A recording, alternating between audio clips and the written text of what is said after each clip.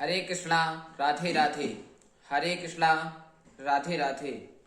My devotees and my friends, मुश्किल नहीं है कुछ अगर ठान लीजिए, बस एक बार दिल का कहा मान लीजिए। It is not difficult if you decide to do something once you accept the heart.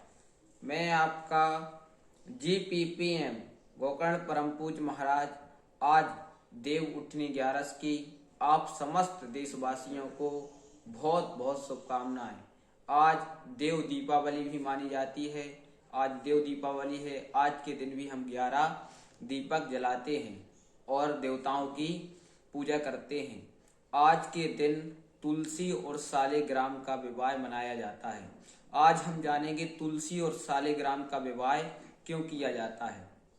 एक जलंधर नाम का राक्षस था, असुर था, और यह असुर का इतना आतंक बढ़ गया था। यह जलंधर था, इसकी पत्नी थी वृंदा। वृंदा भगवान विष्णु की परम भक्त थी। विष्णु भगवान को बहुत ज्यादा मानती थी, विष्णु भगवान की पूजा करती थी, दान आदि करती थी। और वृंदा में पतिव्रत धर्म था।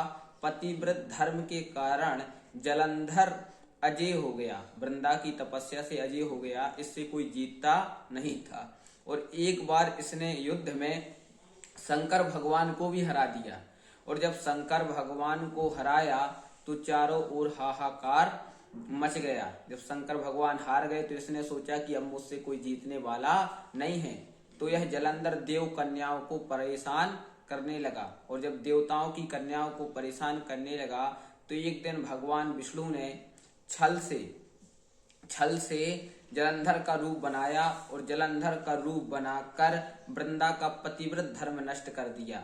और जब वृंदा को पता चला तो वृंदा को बड़ा क्रोध आया और वृंदा ने हाथ में जल लिया और जल लेकर भगवान विष्णु को श्राप दे दिया कि जाओ तुम पत्थर बन जाओ।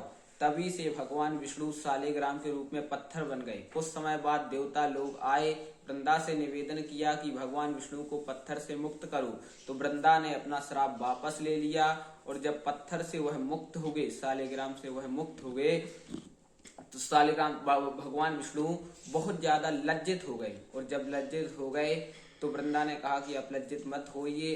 अंत में भगवान ने कहा कि हमारा पत्थर के रूप में भी पूजन किया जाएगा। फिर भगवान विष्णु वहां से चले गए। कुछ समय बाद वृंदा अपने पति के साथ में, जो जलंधर था, उसके साथ में सती हो गई। और जब सती हो गई तो क्या होता है कि वो जो राख पड़ी रहती है, उसके जलने की राख पड़ी रहती है, वहां से एक तुलसी का पौधा उगता है।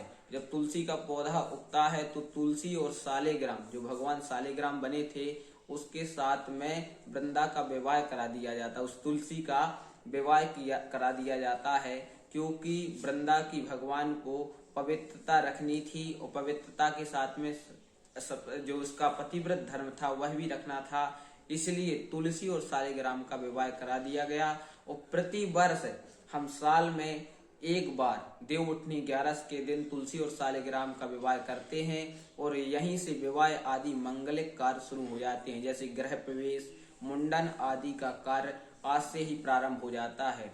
और इसके बाद में शादी विवाह चालू हो जाते हैं। अब शादी विवाह कर सकते हैं। आज के दिन हम लोग एक गन्ने का एक मंडप बनाते हैं, उसमें एक चौकी पर तुलसी और एक चौकी पर सालिग्राम रखते हैं, उसका विवाह कराते हैं। उससे माना जाता है कि कन्यादान भी हम कर रहे हैं। उसका विवाह करके परिक्रमा करते हैं कि उठो देव बैठो देव, पावड़ी चटकाओ देव, कुंवारन के ब्याह करो, ब्यावन के चलाव करो।